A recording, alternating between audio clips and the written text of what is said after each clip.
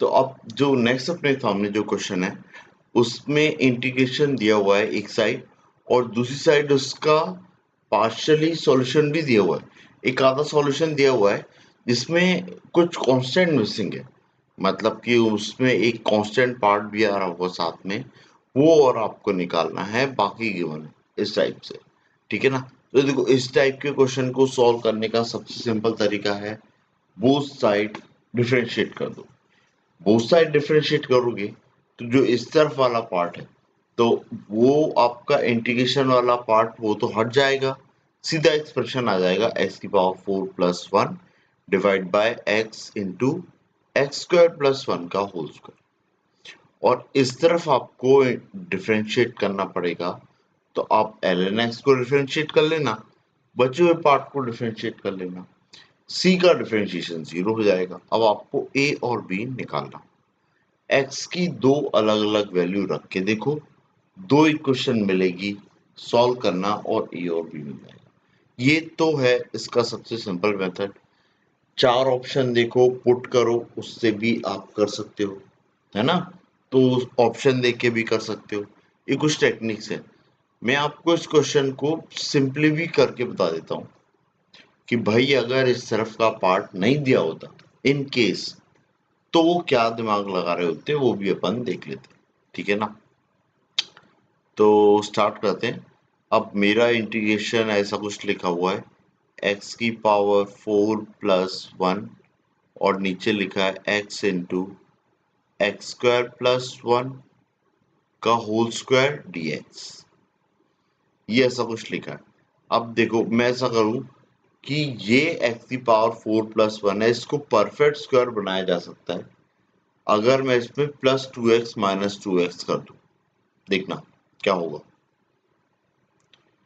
ये x की power 4 है, plus 2x, sorry plus 2x नहीं, प्लस 2x स्क्वायर प्लस 1 और माइनस 2x स्क्वायर, ऐसा ऐसा कर देता हूं।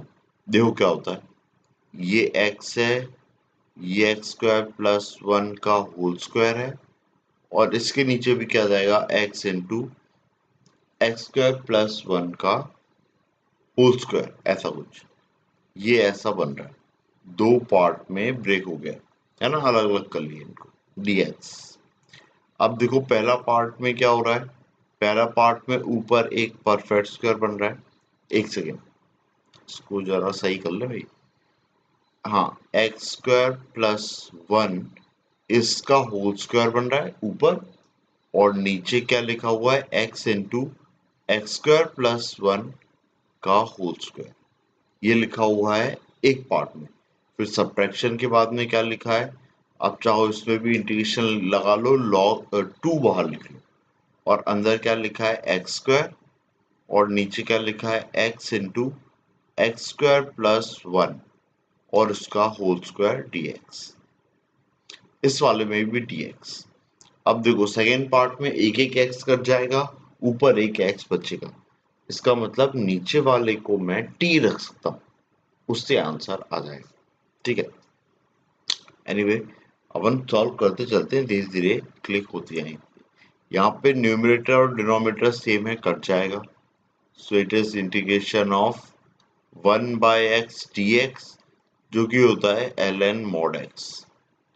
देखो पहला पार्ट ln mod x दे रहा है ये, और जो क्वेश्चन ने आपसे पूछा है ये वाला, ये यहाँ पे, तो ये a आप कंपेयर करोगे तो a तो यहाँ से 1 दिख रहा है, a फटाफट आ गया।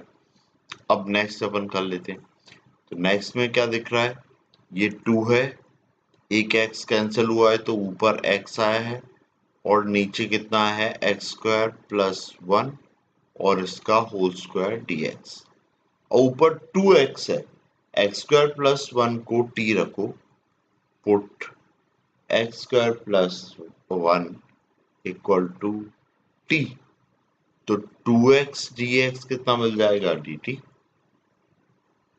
है ना? और मेरा क्वेश्चन बिल्कुल सिंपल हो जाएगा। तो ऊपर dt आ गया है, नीचे t स्क्वायर आ गया है ना? अब ये इंटीग्रेट हो जाएगा फटाफट, तो नीचे कर लेते हैं इसको, 1/t² का इंटीग्रेशन होता है -1/t। सो ये तो ln x ही है, ln mod x, और ये प्लस 1/t। तो 1/t, t को क्या रखा था x² + 1, तो 1/x² + 1 प्लस, और इधर कांस्टेंट में c, और ये ln mod x। और आप कंपेयर कर लो, कंपेयर करने पे क्या आंसर आ रहा है, a 1 आ रहा है और b भी 1 आ रहा है। ठीक है, सो होपफुली ये चीज समझ में आई हो आपको, है ना, कैसे करना था इसको। अब जो सिंपल मेथड बताई थी वो क्या बता रहा था, बोथ साइड इसको डिफरेंशिएट कर लो। बोथ साइड डिफरेंशिएट करने के बाद में x की आपको कोई भी दो वैल्यू रखना है, जिससे आपको दो इक्वेशन मिल जाएगी, और दो इक्वेशन मिल गई, आप उन दो को सॉल्व कर लेना, ए और बी की वैल्यू पता लग जाएगी। ठीक है ना, सो ये मेथड है, इस टाइप के क्वेश्चन जब भी आपको देखने को मिलते हैं उसको सॉल्व करें। ठीक है, होपफुली इतना समझ में आ गया। ओके, तो अब नेक्स्ट क्वेश्चन करते हैं अपन। तो क्या लिखा हुआ है, इंटीग्रेशन करना है मेरे को एफ ऑफ एक्स का 0 से 3 की लिमिट में। ठीक है, और एफ ऑफ एक्स दिया क्या है, एफ ऑफ एक्स दिया है mod x plus mod of x -1 plus mod of x -2। मतलब ये एक मॉड का फंक्शन है। देखो भाई, मॉड के फंक्शन कैसा होता है, अगर दो मॉड हो ना, तो वो दो मॉड ऐसे कुछ जाते हैं अगर x के कोएफिशिएंट बराबर हो।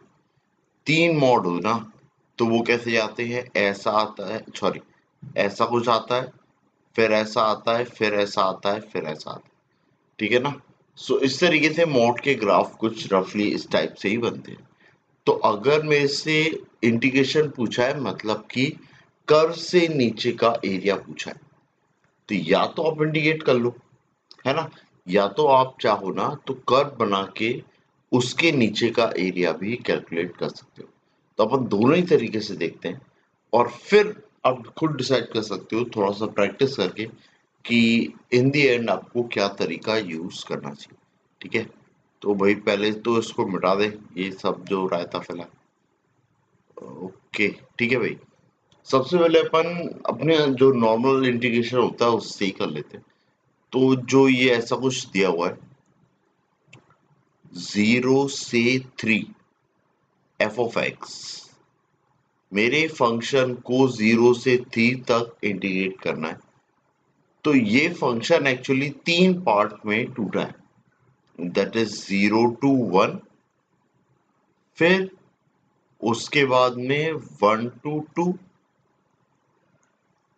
और फिर 2 to 3, है ना।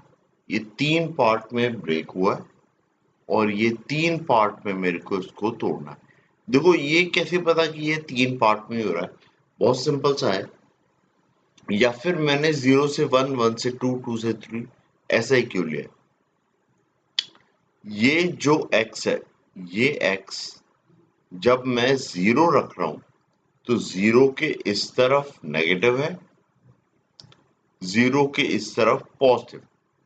वैसे ही x -1 1 के पहले नेगेटिव है, और 1 के बाद में पॉजिटिव है।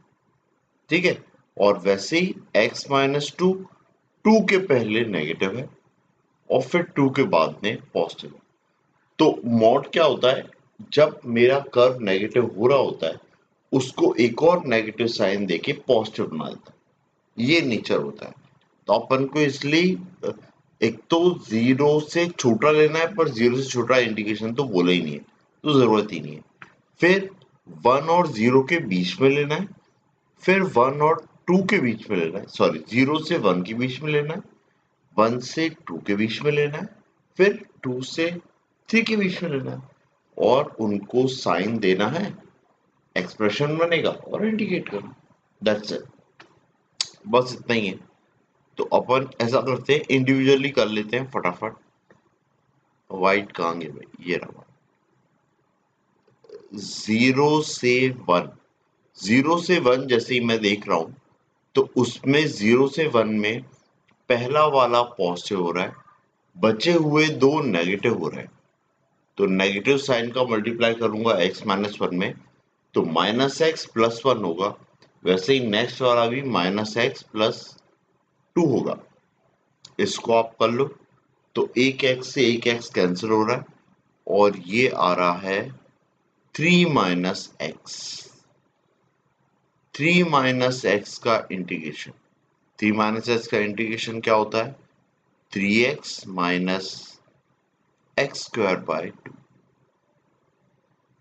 ठीक है, ये 0 से 1। तो ये जो 3 - x है, आपको ध्यान रखना है, ये जो 3 - x है, ये मेरा एफ ऑफ एक्स आया है 0 से 1 के बीच में, ध्यान रखना है। ठीक है, ओके। अभी इसको कैलकुलेट करें। 1 रखो, 0 रखने पे तो 0 हो जाएगा।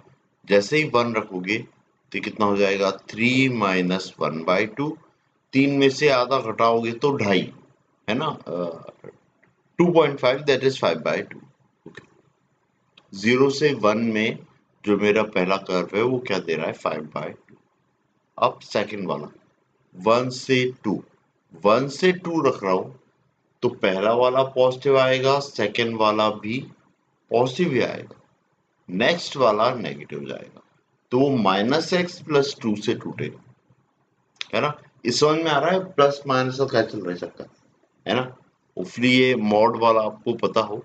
वही जो मॉड लगाते हैं रेफरेंस पॉइंट के बेस पे लगाते हैं। मॉड x लिखा है तो इसका मतलब x इक्वल टू 0 के पहले नेगेटिव, 0 के बाद में पॉजिटिव। x माइनस वन का मॉड लिखा है तो 1 के पहले नेगेटिव और 1 के बाद में पॉजिटिव। x माइनस टू का मॉड लिखा है तो 2 के पहले नेगेटिव, 2 के बाद में पॉजिटिव। वैसे ही लगा रहे हैं। ठीक है, तो अब देखो, ये x एक x कट जाएगा, एक x बच जाएगा और कितना लिखा है? 2 - 1, दैट इज +1। ये x +1 आया है और 1 से 2 तक इसको इंटीग्रेट करना है।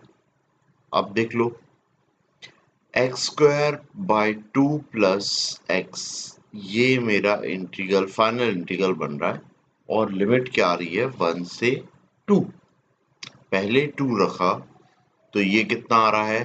4/2। 4/2 मीन्स 2 और 2 रखा है तो +2 ये, और फिर 1 रखा है तो 1/2 +1। तो ये 3/2 हुआ है, ये 4 हुआ है। तो 4 में से 3/2 घटाना है, मतलब 4 में से 1.5 घटाना है। तो again it is what? 2.5 means 5/2। कितना आ गया आंसर?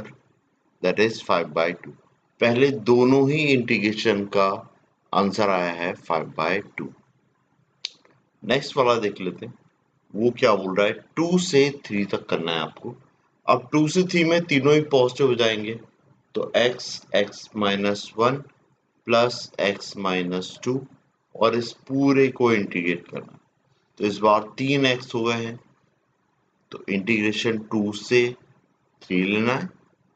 3x हो गए हैं, -3 हो गया, इसको इंटीग्रेट करना। अब जब आप इसको इंटीग्रेट करोगे तो ये कितना आ जाएगा? 3 टाइम्स x²/2 माइनस 3x, और ये कितना? 2 से 3। ठीक है, इतना क्लियर है?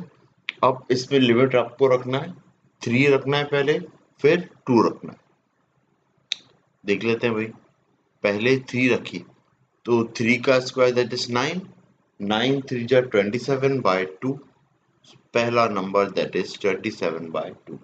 नेक्स्ट 3x, तो 3 into 3 दैट इज 9, 27/2 माइनस 9, ये भी सिंपल सा है ना?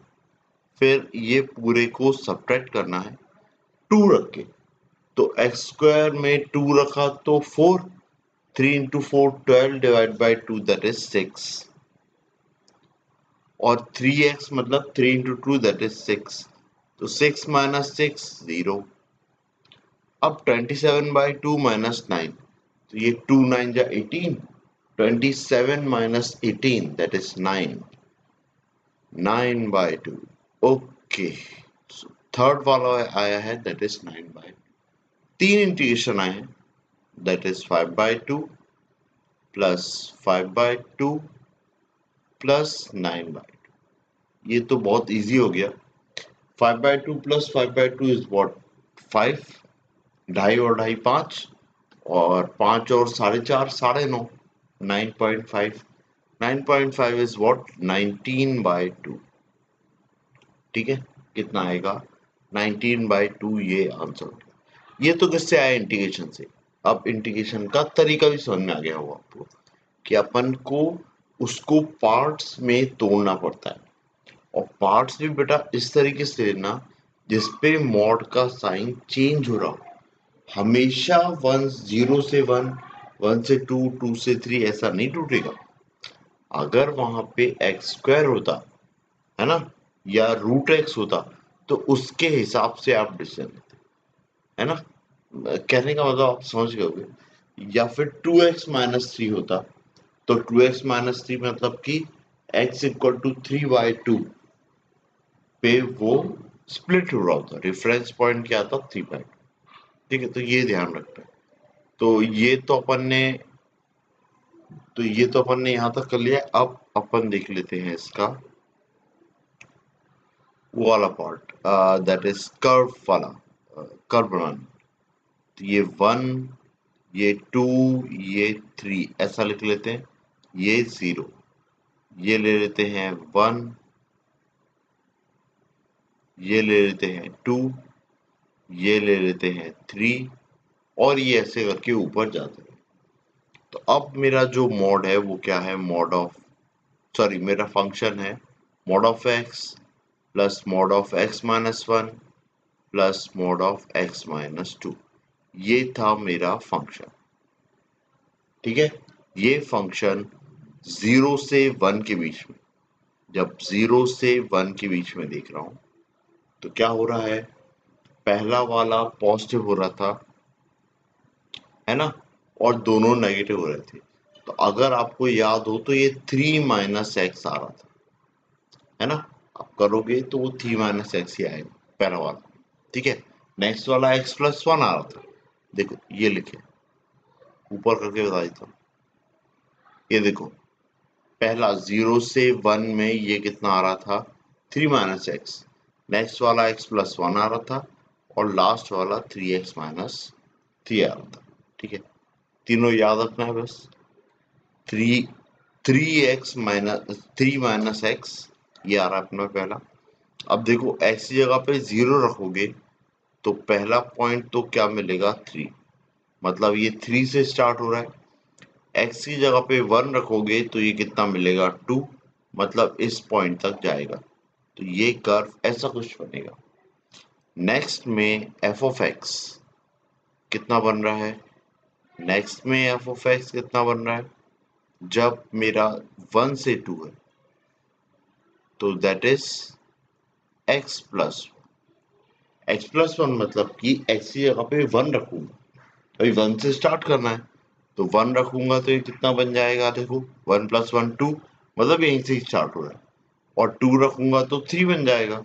तो ये कर्व यहीं 3 तक ही जाएगा, सॉरी ये 2 है। ठीक है, तो ये ऐसा कुछ है। ठीक है, इसके बाद नेक्स्ट वाले के लिए क्या हो रहा है, नेक्स्ट वाले के लिए मेरा कर्व बन रहा है 3x-3, और कर्व कहां से जा रहा है, 2 से 3 तक। अब x की वैल्यू 2 रख रहा हूं, तो क्या मिल रहा है, 3 × 2 दैट इज 6, 6 - 3 इज व्हाट, 3, मतलब ये 3 पे ही है। जैसे ही 3 रख रहा हूं तो 3 3 या 9, 9 - 3 दैट इज 6, 6 पे जा रहा है। बहुत लंबी उड़ान लगाई इसने, यहाँ कहीं पे ऐसा कुछ आएगा। सो ये ऐसा कुछ करके उड़ा कुछ ऊपर ऐसा, ये अपना कर्व बन रहा है। ठीक है, ऐसा स्ट्रेट लाइन नहीं है भाई, ध्यान रखना, है ना। अब इसके नीचे का एरिया निकाल, ये वाला, ये ग्रीन से ऐसा बना देता हूं मैं, ये ऐसा। तो देखो ये तो एक अपना रेक्टेंगल बन रहा है, दो राइट ट्रायंगल बन रहे हैं एक जैसे, और फिर एक रेक्टेंगल बन रहा है, और फिर एक ट्रायंगल बन रहा है। है ना। तो देख लेते हैं एक एक करके। हाइट मेरी 2 है, ये हाइट मेरी 2 है, ये जो बेस है 3 है, तो ये 2 इंटू 3 कितना बन जाएगा 6। इस रेक्टेंगल का एरिया 6 है। ये जो कोने वाला ट्राइंगल है इसकी हाइट मेरी 1 है, बेस भी 1 है, तो इसका एरिया कितना हो जाएगा 1/2। सेम इसका भी देखोगे तो ये भी बिल्कुल सेम ही है, तो ये भी 1/2 ही होगा। ये वाले की हाइट, ये रेक्टेंगल है इसकी हाइट 1 है, और जो बेस है वो भी 2 से 3 दैट इज 1 है, तो इसका एरिया भी कितना हो गया 5। नेक्स्ट जो ट्राइंगल दिख रहा है उसका बेस 1 है, 3 से स्टार्ट हो रहा है 6 तक जा रहा है, तो हाइट कितनी है 3, तो 3 इंटू 1 इंटू 1/2, तो इस ट्राइंगल का एरिया हो गया है 3/2। तो अब टोटल कैलकुलेशन कर लो। 1/2 कितना हो गया 1, 1/2 प्लस 1/2, दो ट्राइंगल, फिर एक रेक्टेंगल उसके बगल वाला दैट इज 1, फिर ऊपर वाला दैट इज 3/2, और प्लस नीचे वाला रेक्टेंगल दैट इज 6। तो ये 1/2 1/2 1, 1 प्लस 1 2, 2 और 6 8, 8 और 3/2, तो ये वही आ जाएगा 8 और 3/2, that is 2 8 just 16 plus 3 19, so that is 19/2, वही आ रहा है। So it's your choice, it's your call, कैसे करना है। मेरा काम था दोनों मेथड बताना, और ऐसे क्वेश्चन में कोई कंफ्यूजन नहीं हो वो दूर करना। तो आपको बस ये ध्यान रखना है कि रेफरेंस पॉइंट के बेस पे आपको ये लिमिट तोड़ना है ना। अगर यहाँ पे क्वेश्चन चेंज हो रहे हैं, प्लीज बेटा अंदर की वैल्यू को 0 के इक्वल रख के देखना, और चेक करना कि वो चीज किस पॉइंट पे आ रही है, ठीक है। उसके बाद ही आप उसको उस तरीके से लिमिट से ब्रेक करना, ठीक है। एक दो क्वेश्चन और थोड़े चेंज करके, फॉर्मेट चेंज करके या फंक्शन चेंज करके मैं और डिस्कस कर लूंगा, और कंफ्यूजन दूर। क्लियर है, ठीक है। ठीक है, तो अब नेक्स्ट प्रॉब्लम स्टार्ट करते हैं। नेक्स्ट में एक इंटीग्रेशन दे रखा है जिसमें लिमिट में ही वेरिएबल डाल दिया x, तो कोई कांस्टेंट वैल्यू तो आने नहीं वाली, अपना एक एफ ऑफ एक्स बनने वाला है। अब एफ ऑफ एक्स बनने वाला है, और उसके लिए उसने क्या बोला है कि x की कितनी वैल्यूज इस इक्वेशन को सेटिस्फाई करेंगी। नंबर ऑफ वैल्यूज पूछ रहा है, x की वैल्यू नहीं पूछ रहा है। नंबर ऑफ वैल्यूज मतलब नंबर ऑफ रियल रूट्स पूछा बनने वाले इक्वेशन। पहले तो अपन ये देख लेते हैं कि अगर मैं इसको इंटीग्रेट करता हूं तो इक्वेशन बनने कैसे वाली है। ये 2 डिग्री है, ये चीज 2 डिग्री है भाई, रेड से बता देता हूं। तो 2 डिग्री है तो इंटीग्रेट करूंगा तो 3 डिग्री बनने वाली है। इक्वेशन क्या बनने वाली है भाई, 3 डिग्री, दैट इज क्यूबिक बनने वाली। और क्यूबिक के रियल रूट कितने हो सकते हैं, तो एक रियल रूट हो सकता है, या तो तीनों ही हो सकते हैं, ऐसा हो सकता है, ठीक है। तो दो हो सकते हैं क्या, इसका आंसर दो हो सकता है क्या, है ना, या फिर 0 हो सकता है क्या। तो आपको लग रहा होगा कि नहीं सर नहीं हो सकता, लेकिन ऐसा नहीं है। यही इस क्वेश्चन की वो है, आई मीन खासियत। क्या है बेटा, इस तरफ उन्हें लॉग दे दिया, तो लॉग जो है ना एक्स की एक बाउंडेशन ले रहा है कि एक्स की इन वैल्यूज के लिए ही फंक्शन डिफाइन है, इसके बाद इसके पहले के लिए नहीं है। तो क्वेश्चन से सबसे पहला कंक्लूजन तो आप क्या निकाल रहे हो कि भाई x मेरा -1 से तो बड़ा ही होना चाहिए। उसके बाद x -1 के इक्वल नहीं हो सकता, x 0 के इक्वल भी नहीं हो सकता, x 0 रखोगे तो बेस में 1 आ जाएगा, तो ये भी नहीं हो सकता। तो कुछ वैल्यूज अपनी डोमेन में ही नहीं है। तो इसीलिए ऐसा हो सकता है कि एक क्यूबिक इक्वेशन आ जाए, उसके 3 रूट्स आ जाए और 3 रूट्स में से एक 0 हो और एक -1 हो, है ना? या फिर एक रूट 0 हो, बचे हुए 2 रूट पॉसिबल हो, तो आपके 2 आंसर आ जाएं। अब ऐसे तो अपन बोलते हैं ना, एक क्यूबिक इक्वेशन के 2 रियल रूट कहाँ होते, है ना? तो एक होता है या तीनों ही हो जाते। पर इस केस में चीजें चेंज है, तो इसलिए क्वेश्चन स्पेशल है और ऐसी कोई सिली मिस्टेक नहीं हो, इसलिए ये क्वेश्चन को डिस्कस कर, पर्पस यही है इस क्वेश्चन को डिस्कस करने का। तो इसलिए शांति से इसको करके बता रहा हूँ। इसमें कोई फालतू अपन डिफरेंशिएशन साइड से नहीं जा रहे हैं। डिफरेंशिएशन साइड से भी आप ज्यादा अच्छा कंक्लूजन नहीं निकाल पाओगे, क्योंकि डिफरेंशिएशन साइड से वो सिर्फ स्लोप के बारे में नॉलेज देगा, ठीक है? स्लोप से भी आप रूट्स और नंबर ऑफ रूट्स का के बारे में बहुत अच्छे से श्योरली कमेंट नहीं कर पाओगे, और ये लिमिट्स दी हुई हैं तो और दिक्कत आएगी, ठीक है? तो इसीलिए प्लीज अपन इससे ही चलते हैं, सिंपल वाले से। सिंपल वाले से मे भी शायद जल्दी आ जाए। तो इसको इंटीग्रेट कर लेते हैं, पहले तो लिख लेते हैं भाई क्या लिखा है। दैट इज -1 से x 8t² + 28/3 t +4 और इसका dt, ये ऐसा लिखा है इस तरफ। और उस तरफ क्या लिखा हुआ है, इस तरफ ध्यान से देखो, तो ये जो √(x+1) है, इसका 1/2 नीचे आ जाएगा, मतलब ये नीचे 1/2 लिखा है। फिर लिखा है log ऑफ नंबर की तरफ x+1 लिखा है और बेस में भी x+1 लिखा है, मतलब नीचे का log कितना 1 हो जाएगा। और ऊपर लिखा है 3/2x + 1। तो जो बेस में नीचे की डिनोमिनेटर में 1/2 लिखा है, ऊपर जाके 2 हो जाएगा। 2 का मल्टीप्लाई 3/2 में करूंगा तो 3 हो जाएगा, और 1 में करूंगा तो 2 हो जाएगा। तो 3x + 2 इक्वल टू के उस साइड क्या लिखा हुआ है, 3x + 2। अब इसको इंटीग्रेट कर लेते हैं, तो ये क्या लिखा है, 8x³ / 3 प्लस 28x², नहीं t चलने दो बेटा, t² / 2 और ये 3 प्लस 4 टाइम्स ऑफ t, और इसकी लिमिट्स है -1 से x, ये दो लिमिट्स आ रही है। और इक्वल टू में क्या लिखा हुआ है, 3x + 2। अब मेरे को एक बार x रखना है और एक बार क्या रखना है, -1। तो अपन रख लेते हैं। देखो इसमें एक चीज कैंसिल आउट हो रही है, जो 2 से हो रही है 28 कितना 14 टाइम्स, ये 14/3 लिखा है।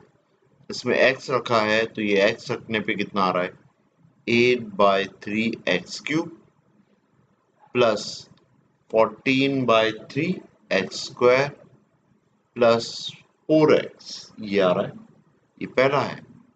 और जो नेक्स्ट है वो माइनस होके -1 रखना है, तो t³ तो माइनस साइन दे देगा, तो दैट इज -8/3। फिर t² ये प्लस साइन दे देगा, तो इट इज +14/3। और फिर माइनस साइन के साथ में ये -4 आ जाएगा, ठीक है? ये चीजें इक्वल टू में कितना है, 3x + 2, ठीक है? इसके बाद अभी थोड़ा और नीचे कर लेते हैं। अब ये तो ऐसा का ऐसा ही रहेगा, इसको कर लेते हैं सॉल्व पहले। तो ये 14/3 में से 8/3 घटाना है। 14 में से 8 घटाओगे ये बचेगा 6। 6 को 3 से डिवाइड करोगे तो कितना आएगा, 2। 2 - 4 दैट इज -2। तो ये -2 और बाहर -2, तो ये +2 हो जाएगा। ये क्या लिखा है, +2। और इधर कितना लिखा है, बची हुई पूरी क्यूबिक इक्वेशन, तो 8/3x³ फिर plus 14/3x² plus 4x plus 2, और उस तरफ कितना लिखा है, 3x + 2।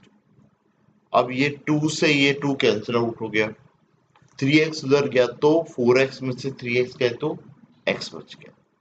तो लिखा 8/3x³ प्लस 14/3x², ठीक है, और प्लस x, ये इक्वल टू 0।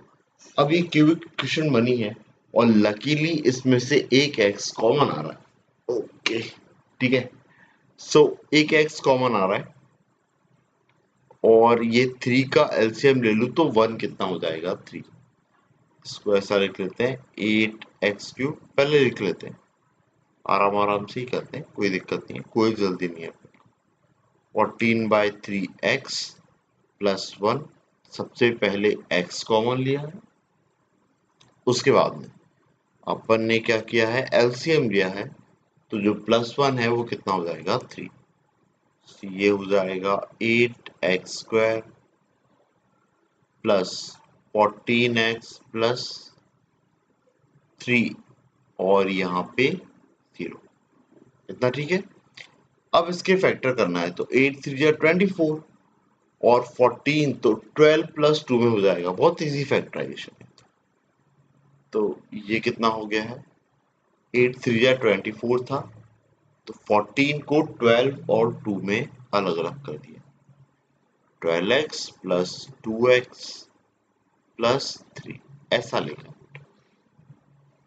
ठीक है। पहले दो में से 8x² प्लस 12x में से 4x कॉमन आ जाएगा,